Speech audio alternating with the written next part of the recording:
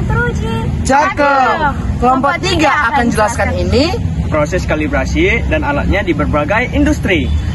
Hai, kami dari kelompok 3 akan menjelaskan materi mengenai kalibrasi yang diampu oleh dosen Pak Awan Makfira, SSI, MSc. Selamat menyaksikan.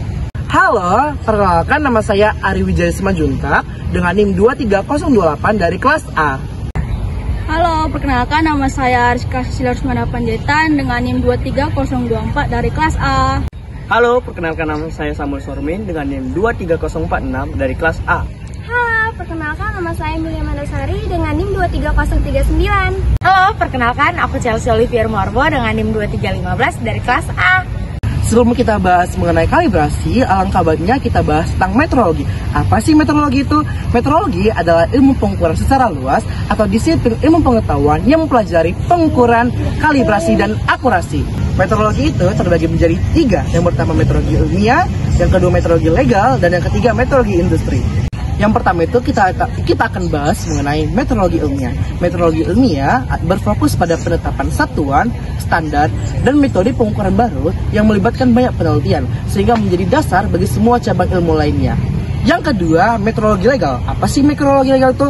Metrologi legal berfokus pada pengukuran yang diatur oleh hukum guna menjamin konsumen dan memastikan perdagangan yang adil.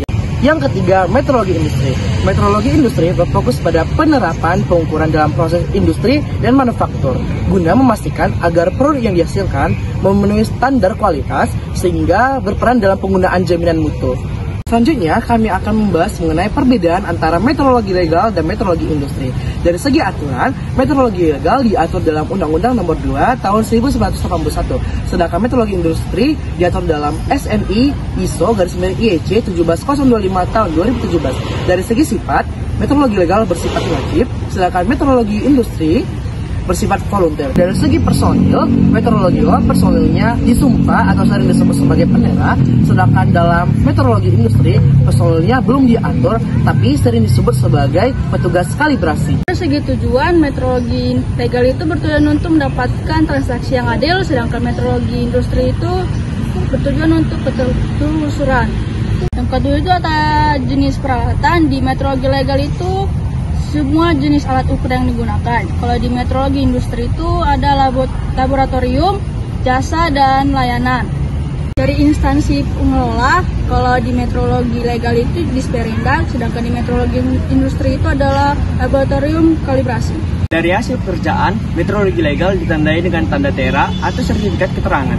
Lalu, sedangkan metrologi industri ditandai dengan stiker atau sertifikat keterangan. Lalu selang waktu, metrologi legal ditandai dengan Undang-Undang Dasar Undang-Undang Nomor 2 Tahun 1981, sedangkan metrologi industri berdasarkan sifat alat.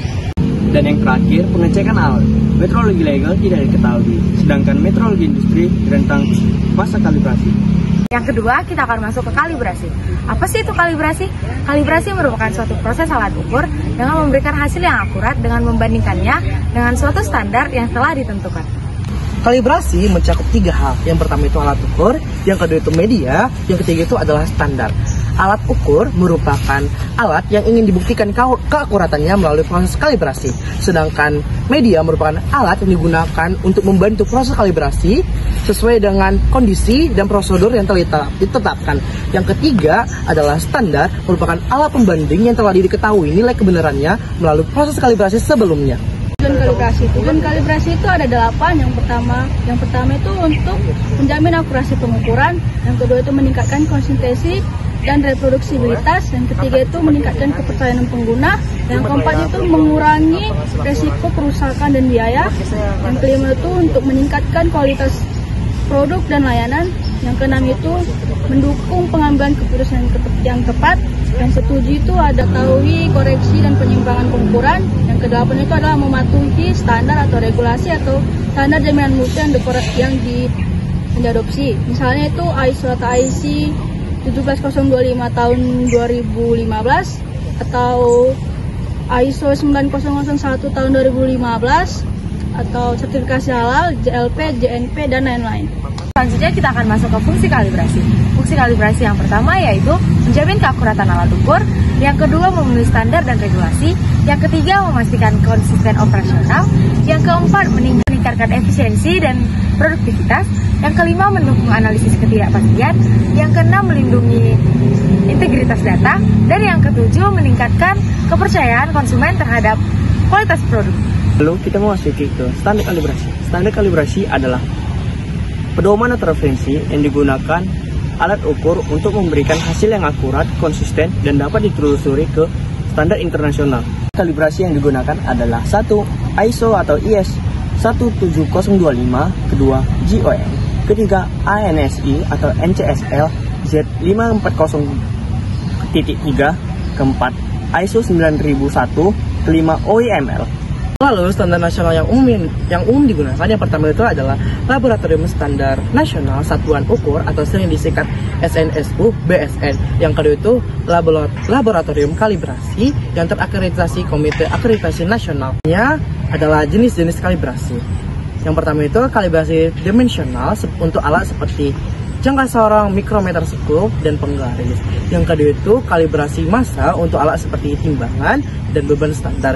Yang kedua itu kalibrasi suhu untuk alat seperti termometer dan termokopel. Yang keempat itu kalibrasi tekanan untuk alat pengukur tekanan seperti manometer. Yang kelima itu adalah kalibrasi listrik untuk alat ukur seperti voltmeter dan ampermeter. Selanjutnya, bagaimana sih contoh dari kalibrasi itu? Nah, pertama saya akan menjelaskan salah satu contoh yaitu kalibrasi massa untuk alat ukur seperti timbangan dan beban standar. Misal kita menguji alat timbangan, di mana sebagai alat ukur itu sebagai alat timbangan uji yang akan diuji keakuratannya. Terus untuk medianya itu timbangan analitik gitu, alat ukur sebagai media untuk membantu proses kalibrasi. Yang terakhir itu adalah standar, yaitu alat timbangan standar sebagai standar atau nilai pembanding telah diketahui keakuratannya, di mana nanti biasanya menggunakan teori ABBA untuk mengetahui apakah alat timbangan tersebut bisa digunakan atau tidak, atau apakah memenuhi standar yang telah ditetapkan. Selanjutnya adalah proses kalibrasi terbagi menjadi 5 tahapan. Yang pertama, persiapan alat. Pastikan alat ukur bersih dan siap digunakan. Yang kedua, pemilihan standar. Gunakan standar pengukuran yang sudah dikalibrasi. Yang ketiga, pelaksanaan kalibrasi. Bandingkan alat ukur yang telah diuji dengan nilai standar yang telah ditetapkan. Yang keempat, penyesuaian atau jika diperlukan. Perbaiki alat jika hasil pengukuran tidak sesuai. Yang terakhir adalah dokumentasi. Catat semua hasil pengukuran untuk keperluan audit dan pemantauan. Ada manajemen kalibrasi. Yang pertama itu adalah perencanaan atau persiapan. Nah, dalam tahap ini itu dilakukan identifikasi kepada alat ukur yang akan dikalibrasi. Selanjutnya itu menentukan jalur kalibrasi dan menetapkan metode atau standar yang akan digunakan. Dan yang kedua, waktu pelaksanaan. Kalibrasi dilakukan sesuai dengan jadwal yang telah ditetapkan dengan memastikan kondisi lingkungan memenuhi syarat, ya, atau seperti suhu dan kelembapan yang standar. Yang ketiga, pengecekan alat standar. Standar referensi yang digunakan harus diperiksa terlebih dahulu untuk memastikan validitasnya. Yang keempat, pelaksanaan kalibrasi. Proses inti kalibrasi dilakukan dengan membandingkan hasil pengukuran alat terhadap nilai standar. Lalu persyaratan kalibrasi, yang pertama itu adalah dokumen acuan, yang kedua itu adalah prosedur kalibrasi, yang ketiga itu adalah alat standar, yang keempat adalah lingkungan, yang kelima adalah personil, yang keenam adalah ketertelusuran, dan yang ketujuh adalah ketidakpastian. Informasi detail dan sertifikat kalibrasi.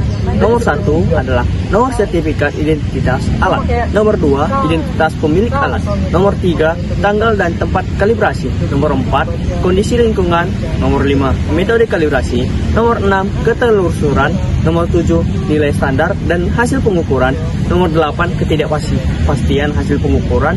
Nomor 9, nama dan tanda tangan manajemen lab. Ada ketidakpastian kalibrasi. Ketidakpastian kalibrasi mengacu pada rentang keraguan ada suatu hasil kalibrasi suatu alat, di mana hal ini menggambarkan tentang nilai hasil pengukuran sebenarnya kemungkinan berada dengan kepercayaan tertentu, biasanya itu 95%. Ketidakpastian melibatkan berbagai faktor seperti ketidakpastian standar referensi, kondisi lingkungan, dan keterbatasan alat ukur. Lalu komponen ketidakpastian terbagi menjadi 6. Yang pertama itu ketidakpastian alat ukur atau instrumen, merupakan ketidakpastian bawaan dari alat ukur yang digunakan. Yang kedua, ketidakpastian standar referensi. Ketidakpastian dari standar yang digunakan untuk kalibrasi.